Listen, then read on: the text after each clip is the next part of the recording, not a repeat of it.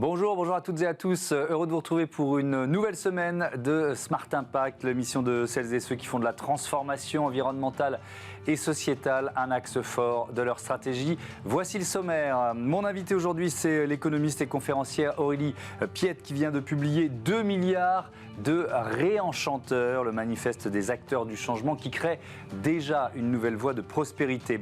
Le débat nous permettra de découvrir deux lauréats de l'appel à projet France 2030 pour le recyclage des batteries. On va présenter la solution conjointe imaginée par MTB Group et Mekaware. Et puis dans notre rubrique consacrée aux startups éco-responsables, vous découvrirez Sleen ou quand le design se met au service du bien-être au bureau. Voilà pour les titres, on a 30 minutes pour les développer. C'est Smart Impact.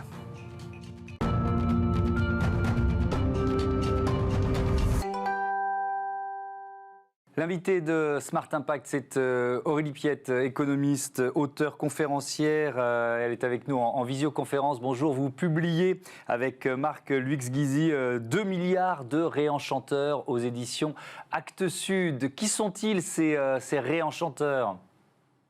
Alors juste avant peut-être apporter quelques précisions avant de démarrer, surtout ce livre, je voulais dire qu'il est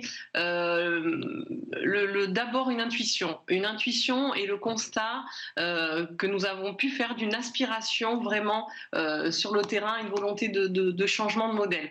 Et tout ça s'est confirmé finalement par la suite à travers les différentes recherches, les différentes expériences de terrain, les différentes rencontres que nous avons pu avoir avec Marc, et puis sont vraiment le fruit d'un travail, de 20 ans de travail pour Marc, au sein notamment de 10 ans auprès de la cellule de prospective de la Commission européenne, et puis pour moi de 7 ans de recherche également sur ces sujets en tant qu'économiste indépendante. Voilà. C'est vraiment un nouveau modèle dont on va parler ensemble. Mais alors, je répète ma question parce que j'aime bien qu'on y réponde à mes questions. Qui sont-ils ces réenchanteurs ?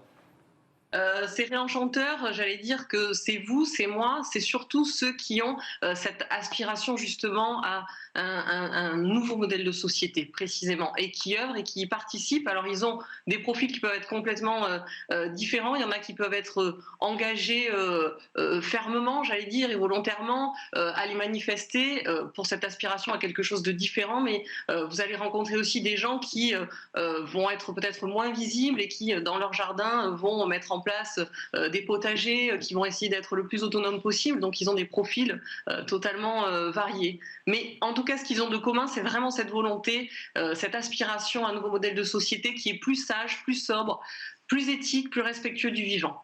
Oui, il y a une expression que vous utilisez que j'aime bien, vous parlez de révolution, de millions de révolutions tranquilles. Donc il y a deux aspects, il y a le côté collectif, chacun fait sa révolution, et puis le côté tranquille. Pourquoi vous employez ce terme ? Précisément pour ça, parce que finalement c'est un mouvement de fond qui n'est peut-être pas visible pour l'ensemble de la population, et tranquille peut-être aussi parce que ça marque une avancée profonde, mais surtout parce qu'elle est peut-être pas aussi visible qu'on l'imagine. Oui, c'est un changement déjà à l'œuvre qui passe un peu sous les radars médiatiques ou politiques. Bon, ici, nous, on a un peu le sentiment de participer et de recevoir comme ça très régulièrement certains de ces réenchanteurs dont vous parlez. Est-ce que votre objectif, c'est aussi de les fédérer, ces actrices, ces acteurs du changement ? Oui, complètement. C'est vraiment des objectifs, j'allais dire, prioritaires. Les raisons pour lesquelles on a écrit cet ouvrage, c'est vraiment de fédérer, de rassembler, presque de rendre hommage aussi à ces acteurs du changement, pour leur montrer qu'ils sont nombreux, que c'est une force colossale aujourd'hui et qui contribuent et qui œuvrent vraiment à ce changement. Vous êtes membre experte de la Convention des entreprises pour le climat. On a reçu chaque mois dans cette émission des représentantes d'entreprises qui participaient et qui participent toujours d'ailleurs à cette convention. Est-ce qu'il y a aussi le grand défi des entrepreneurs pour la planète ? Est-ce que vous vous sentez en harmonie ? Est-ce qu'il joue aussi ce rôle de fédération, de partage de bonnes pratiques ? C'est une expression que j'entends souvent ici. Ouais, complètement. C'est assez troublant même de le vivre et de le partager, de l'expérimenter. C'est de voir et d'accompagner ces entrepreneurs dans le changement, ces chefs d'entreprise qui sont pour certains vraiment bouleversés quand effectivement on fait un constat, parce qu'on commence par un constat, un état des lieux de la situation environnementale dans laquelle on est, et puis de les voir en pleine prise de conscience et en train de se dire mais finalement comment on peut essayer, nous à notre échelle, de participer à ce changement, et puis après évidemment de leur apporter les clés, mais ça les dynamise plutôt, enfin ils ressortent, j'allais dire galvanisés, enfin très très presque dynamique, alors à la fois troublé par la situation, peut-être désespéré parfois, mais finalement, en voyant tous les outils qui peuvent être mis en œuvre, et puis surtout des exemples inspirants aussi d'autres entreprises qui l'ont fait, pour lesquelles ça fonctionne, eh bien, il y a une vraie dynamique de fond, en tout cas, qui est enclenchée à travers le CEC, Oui, et qui se effectivement. développe bien aussi. Oui, on est d'accord. Et votre livre, on peut dire que c'est aussi un guide pratique. Justement, est-ce que vous avez des exemples en tête, des conseils que vous pouvez partager maintenant avec nos téléspectateurs? Alors, des conseils, alors, qu'on soit, j'allais dire, citoyen, ou qu'on soit entreprise, ou qu'on fasse partie d'une collectivité locale, alors oui, c'est un guide pratique, on va trouver des actions qui vont être menées, mais alors je pense là, ce qui me vient en tête, c'est la ville de Wuhan qui met en place précisément un traitement des eaux usées à partir justement d'un principe d'écosystème vivant, donc avec tout un système de plantes racinaires et d'étendues d'eau qui vont filtrer naturellement finalement ces eaux usées. Donc c'est l'inspiration qui me vient. Mais après, plus concrètement pour les entreprises, ça va être de mettre en place un modèle qu'on appelle l'économie de la fonctionnalité. Je pense à une entreprise qui s'appelle MCB, qui faisait des décors de théâtre et qui, j'allais dire, les jetait au fur et à mesure de plus être utilisés, et puis qui s'est mis à faire ce qu'on appelle plutôt un principe de location, à créer un module qui peut être réutilisé et allouer donc son matériel plutôt que de le vendre. Donc on est plutôt dans une approche concrètement pas autour du volume vendu, mais vraiment de l'usage qu'on va faire du produit. Donc voilà, il y a tout un tas d'exemples comme ça, concrets et pratiques, qui peuvent mettre en application. Puis après, pour les citoyens, ça c'est des engagements, c'est les sensibiliser, c'est soit en parler déjà autour d'eux, mais c'est aussi s'engager, oui, au quotidien, à être plus autonome, à acheter de façon plus qualitative aussi. C'est avoir une démarche, utiliser les transports publics. Donc toutes ces initiatives, j'allais dire, sont bonnes et vont dans le bon sens. Oui, dans votre livre, vous faites aussi appel pour la démonstration à la tectonique des plaques. Vous dites que ça explique notamment la période de malaise ou de doute que l'on est en train de vivre. Expliquez-nous ça. Oui, c'est vraiment aussi le message à faire passer peut-être aujourd'hui, c'est ça, c'est le sentiment qu'on peut avoir, ce malaise qu'on peut avoir aujourd'hui, finalement s'explique par le fait qu'on soit précisément entre deux mondes, un ancien monde qui atteint ses limites aujourd'hui, qui est en train de mourir, et puis un nouveau monde qui est en train d'émerger, avec de nouvelles valeurs, avec une nouvelle vision, et effectivement prendre cette image de ces deux plaques tectoniques qui sont en train de se chevaucher, de s'entrechoquer, et évidemment dans l'espoir que cette nouvelle plaque tectonique, basée, j'allais dire, sur des valeurs plus de sobriété, comme on l'a évoqué, de respect du vivant, de bienveillance, évidemment, prenne le dessus sur cette ancienne plaque tectonique et ce vieux monde avec voilà, ces valeurs de puissance, de pouvoir, d'argent, de performance qui petit à petit, effectivement, s'éteindra. Puisque vous parlez de performance, il y a la question de la prise en compte de tout ce qui est du bilan extra-financier, on peut dire ça comme ça. Là aussi, c'est un défi de ce nouveau monde dont on parle, c'est-à-dire intégrer ces notions à un bilan comptable d'une entreprise, leur donner toute leur place. Alors oui, à l'échelle de l'entreprise, et j'allais dire à plus grande échelle, ça serait vraiment de passer effectivement à un indicateur plus qualitatif. Aujourd'hui, ce qui j'allais dire, notre phare, notre finalité première, c'est la croissance, c'est augmenter le PIB, et c'est un indicateur quantitatif. Et je pense que ça serait un marqueur fort au niveau déjà des gouvernements de passer ou de basculer sur des indicateurs qualitatifs, et évidemment de façon à ce que ça puisse aussi s'étendre aux entreprises, mais elles s'y engagent déjà au quotidien. Et de plus en plus, ces marqueurs et ces indicateurs qualitatifs de la qualité de l'eau, de l'air, de la terre, du bien-être ou des salariés ou du bien-être de la population se développe de plus en plus, mais ça serait effectivement, en tout cas, au niveau des gouvernements, un engagement fort vers lequel on pourrait aller peut-être facilement. En tout cas, facilement, je ne sais pas, mais engageant. Vous nous parliez de cette période de friction en quelque sorte, en espérant que le nouveau modèle puisse s'imposer. Sauf que le fait d'abandonner l'ancien modèle, ça a aussi des conséquences sociales, des conséquences en termes d'emploi. Il y a de nouveaux métiers qui s'inventent. Comment on passe cette période compliquée ?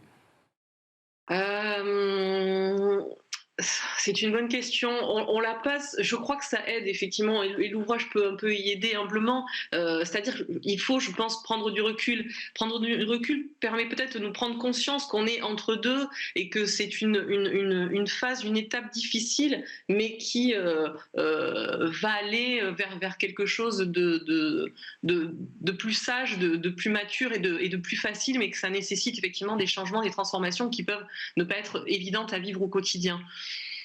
Merci beaucoup Aurélie Piette. Votre livre 2 milliards de réenchanteurs est donc publié aux éditions Actes Sud. On passe tout de suite à notre débat, le débat de ce Smart Impact, le recyclage des batteries au programme.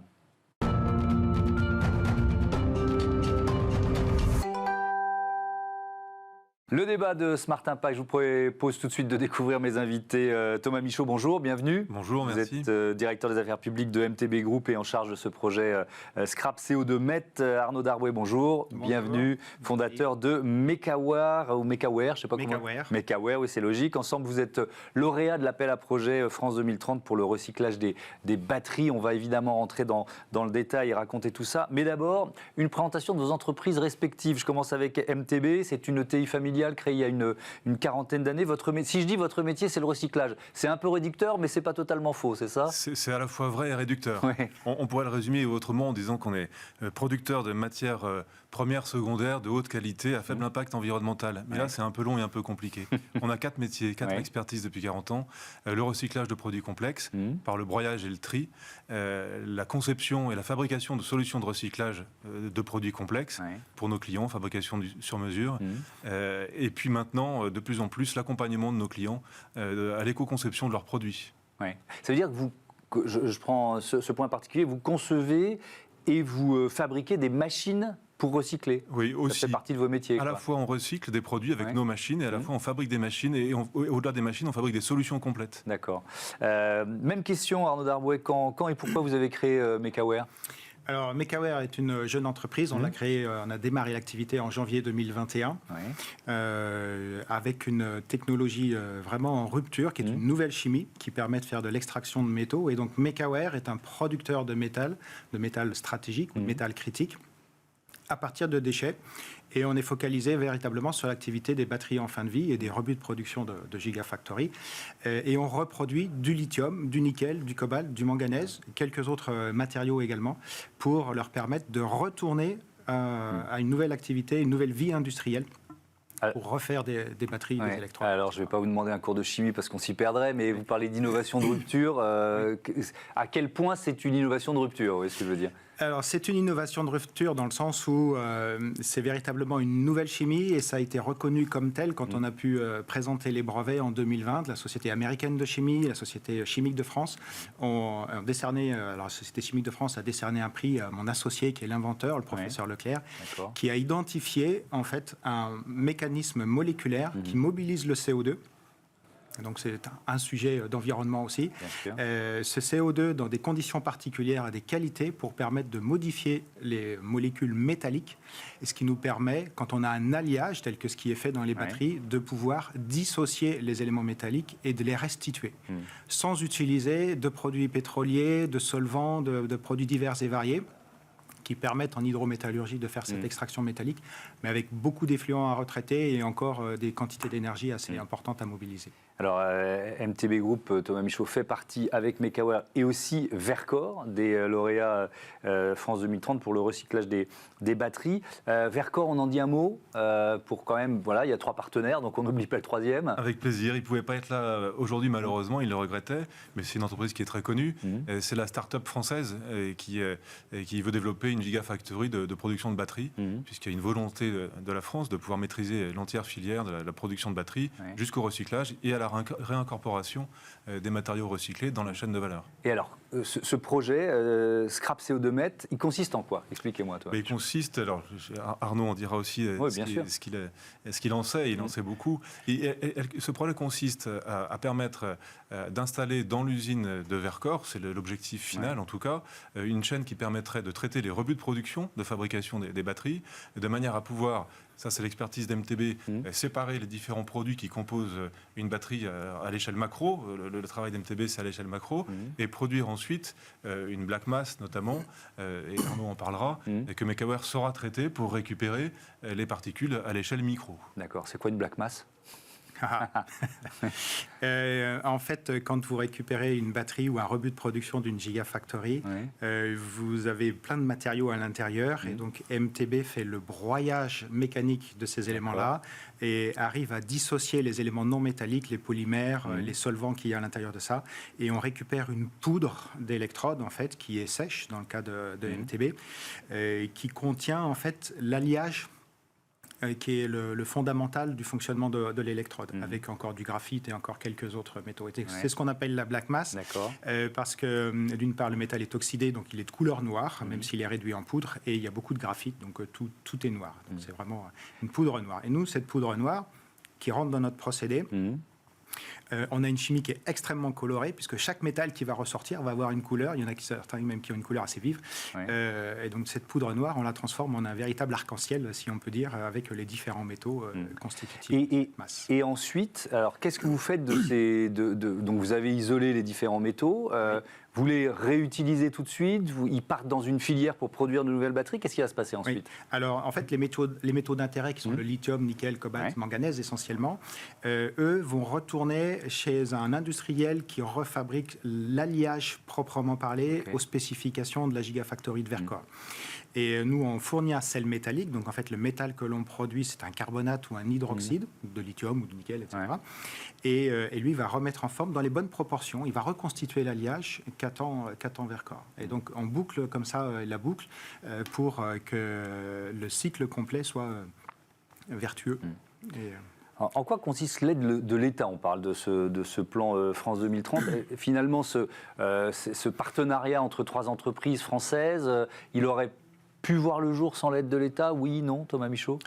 Alors peut-être d'abord un mot sur la stratégie de l'État, parce que derrière ce sujet, il y a une stratégie de l'État, et la stratégie de l'État, c'est la souveraineté. C'est la souveraineté, c'est d'aider à la constitution d'une filière, je l'évoquais tout à l'heure, française, de production des batteries jusqu'à la phase du recyclage.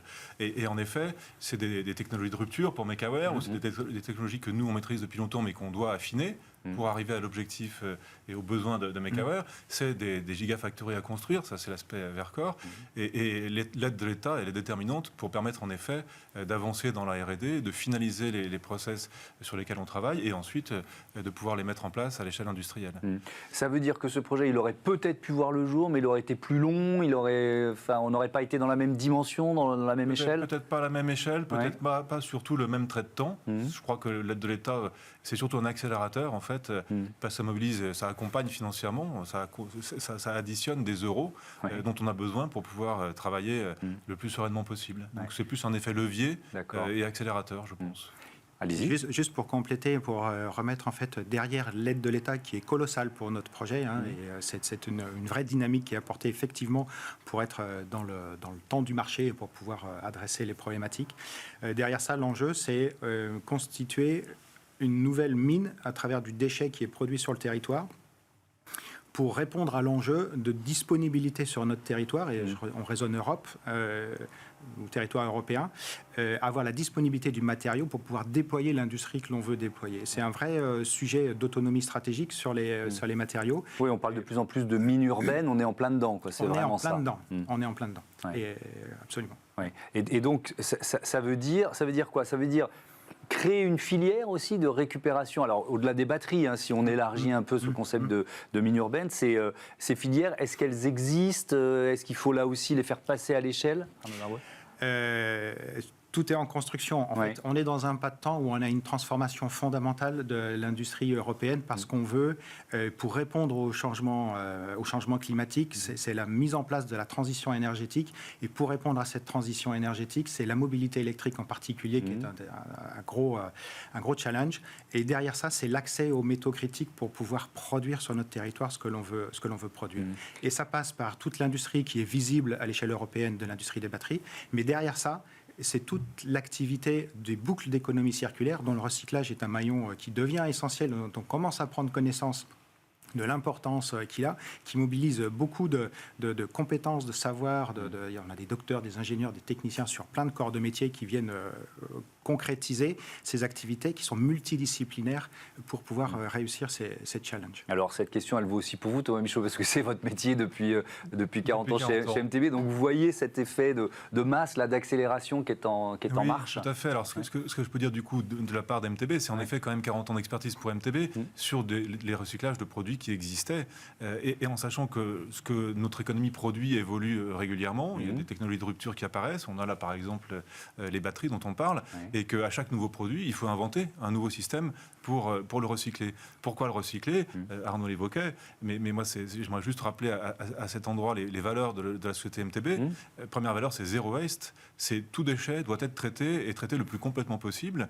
Pourquoi Pour nos enfants, simplement. Parce que les ressources du monde sont finies, nous le savons, et nous ne pouvons pas nous développer à l'infini sans optimiser au moins ce qui existe dans nos déchets, cette matière première qui existe dans nos déchets. Mais cette valeur qui existe depuis longtemps, je repose la question, c'est-à-dire d'un seul coup, elle devient un peu collective ?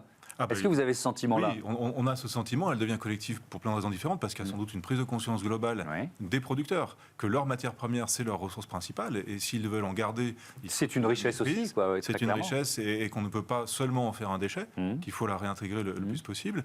Il y a des effets d'impact de la réglementation, il y a la prise de conscience des uns et des autres, et puis il y a la réglementation qui pousse de plus en plus les producteurs à maîtriser l'entière chaîne de vie de leurs produits, et qui les oblige ensuite à garantir leur recyclage et à réincorporer dans leur production les matières premières recyclées. Alors on est à quelle échéance ? On va terminer là-dessus, Arnaud Darboy. Quand vous devenez producteur de batteries dans combien de temps ? Dans combien de mois ou d'années ? 1er septembre 2026, on aura fait quelques tonnes préalablement, mais voilà, dans le projet, on a une échéance de démarrage qui est déjà planifiée et calée sur ce projet-là. On a d'autres projets à côté, mais qui viendront juste après en termes de production, puisqu'on est vraiment dans la construction d'écosystèmes avec plusieurs projets alignés.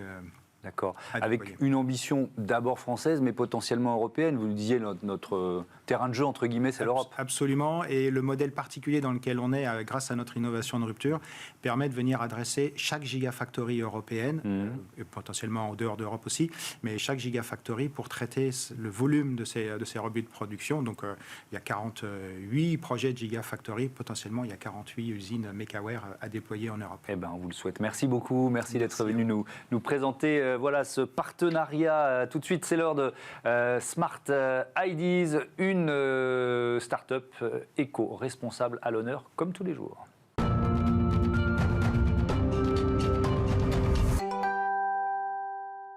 Bonjour Martin Sauer, bienvenue. Bonjour. Vous êtes le cofondateur de Sleen, entreprise créée en 2020 avec Nathanaël Desormeaux et Damien Carrette. Pourquoi vous l'avez créé ? C'était quoi l'idée ?